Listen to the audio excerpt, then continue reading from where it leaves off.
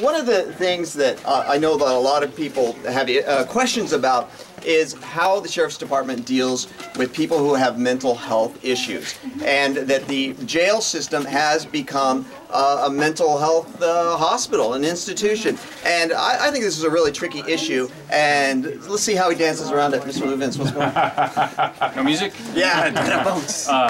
Well, as you know, mental illness is a huge problem in the community as a whole, but specifically the Sheriff's Department, because there's criminality as a result of their mental illness, and they wind up in the criminal justice system. There's been an adversarial position between the Sheriff and the Board of Supervisors, and therefore no relationship with the Department of Mental Health. As the Sheriff, I'd lobby the Board of Supervisors to have the Department of Mental Health exercise their political clout to set up treatment, to set up mental health courts, so that these folks can be diverted, you know, right on intake, on arrest. There's mental health professionals there to evaluate them and go, okay, well, this guy, you know, he's got a history, he meets all the criteria, and move him out of that system. Because what happens is you put him in the jail with, again, a high school educated deputy with no training whatsoever, and it winds up being, you know, an escalation of violence, and they can't deal with each other. The second component to that, and the mental illness. Why are you looking at me? Why would you mention mental health till you look at me? It's the time.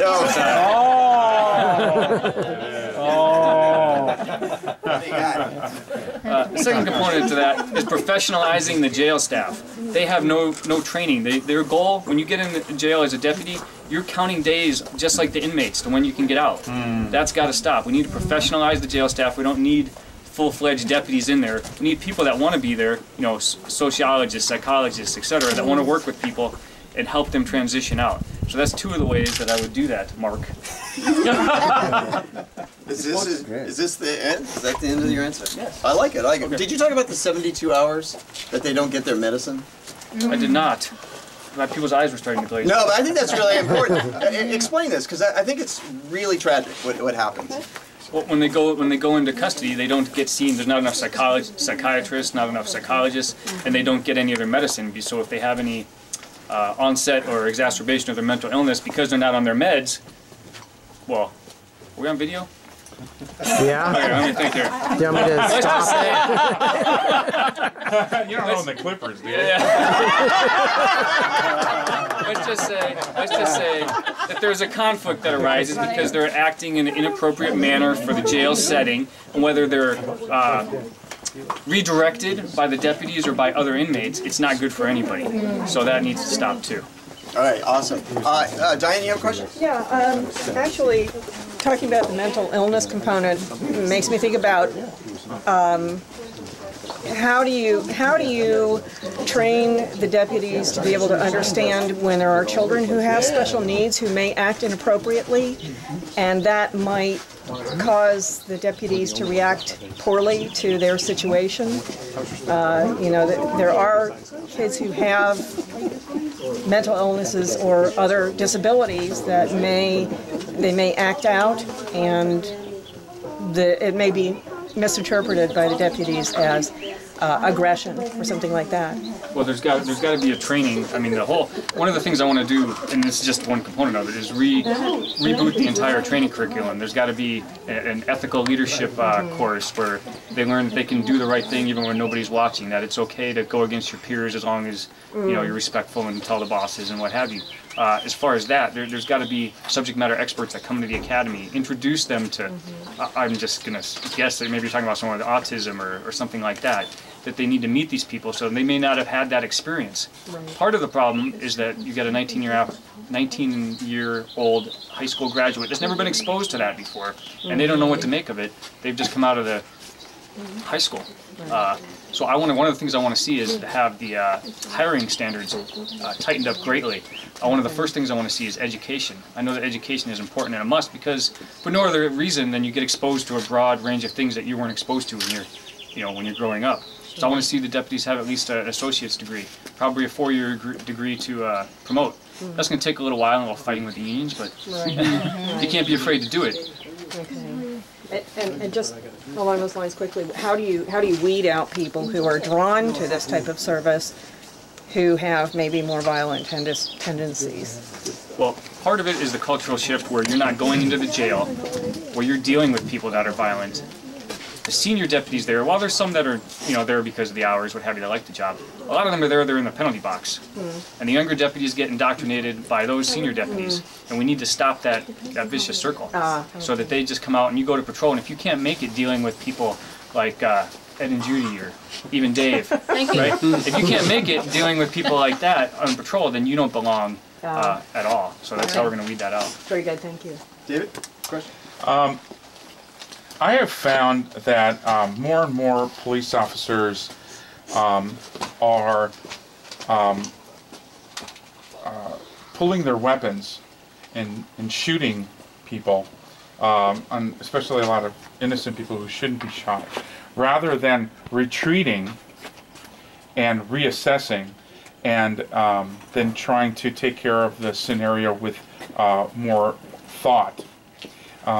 Have you ever given that any thought? Because that's truly one of my big concerns with the police departments all around the country is when police, more and more, when police are confronted with a situation that's very dangerous and people's safety are at issue, instead of taking a few steps back, reassessing, maybe waiting for backup, they attack and they start shooting. What do you think of that? I think you have a valid concern.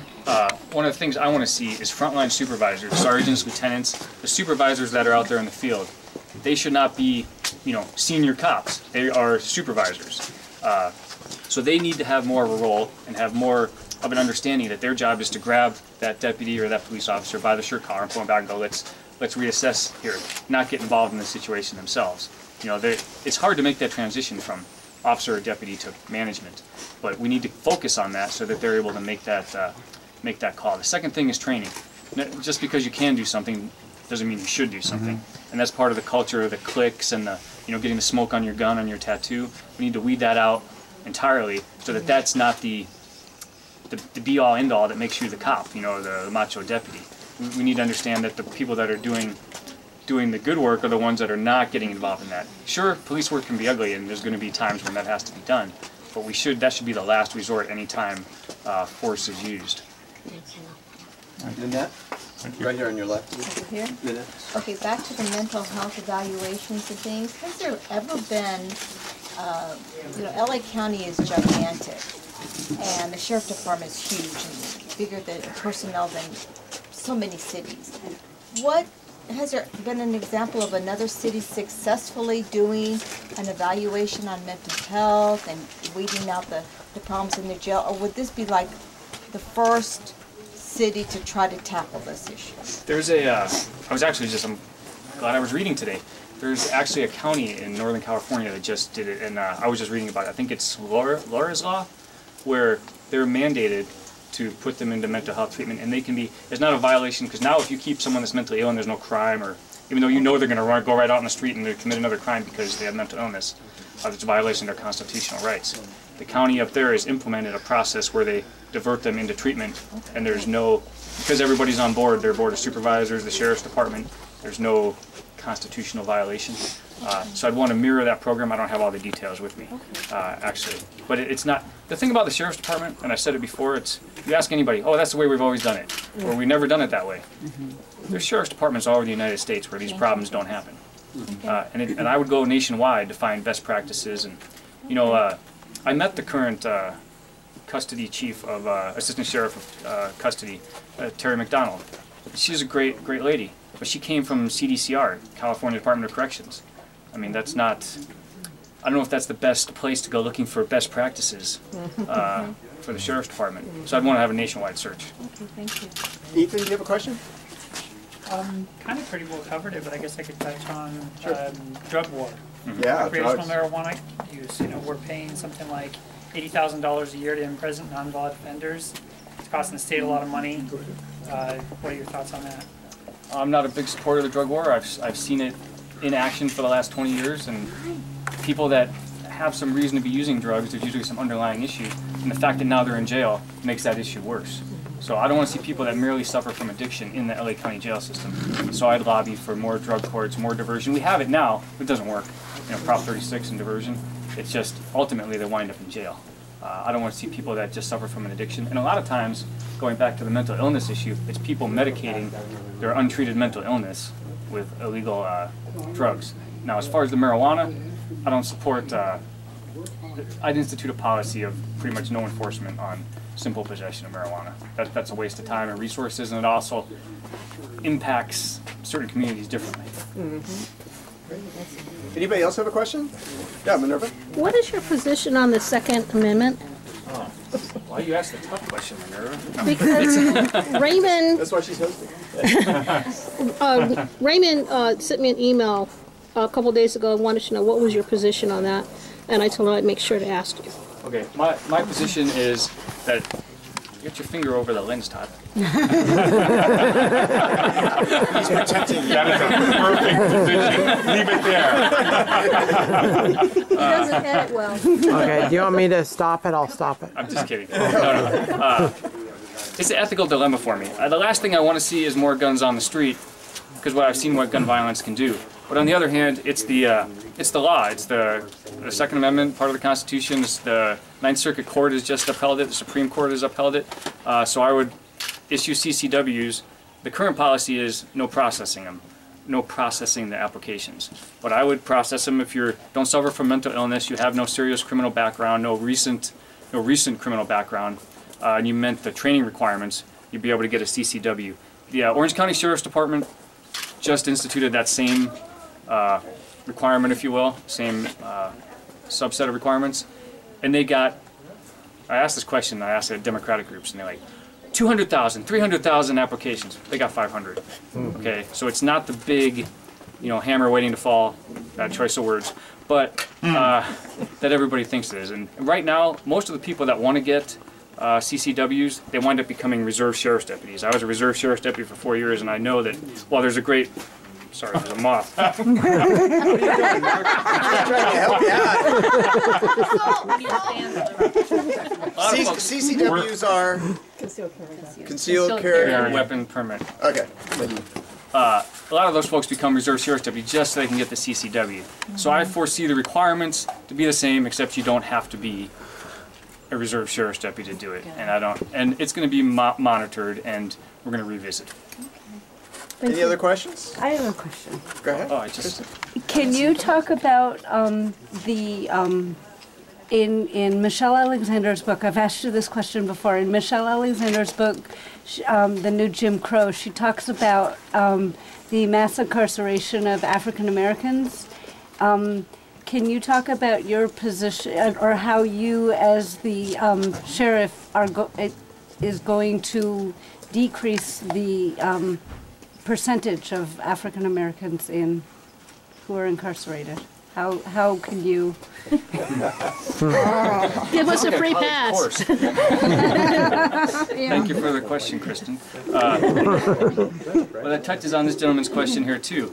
A lot of times with the marijuana that is criminalized, a lot of times the higher crime areas are populated by minorities sometimes, and then that gets an inordinate amount of police resources to combat that crime, but it winds up causing a disparate impact with that community.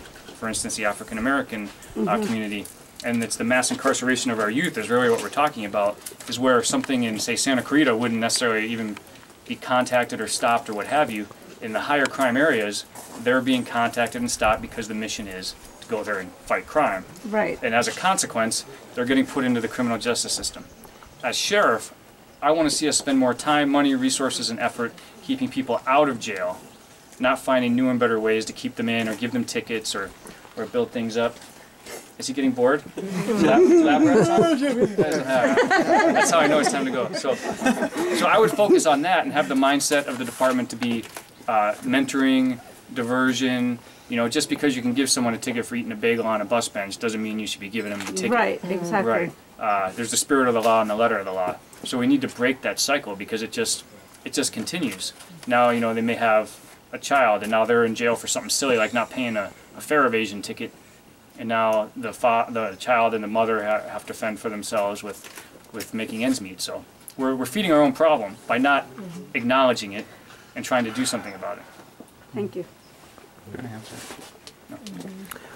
Lou, what's your opinion about people having the right to defend their homes? There's been a couple cases recently where people have been in their homes and they've been broken into a few times, and out of frustration they've actually, there was a case where couple cases where people have lied in wait with weapons ready, drawn, and just waiting for someone to break in, and then when they did, they shot them and killed them.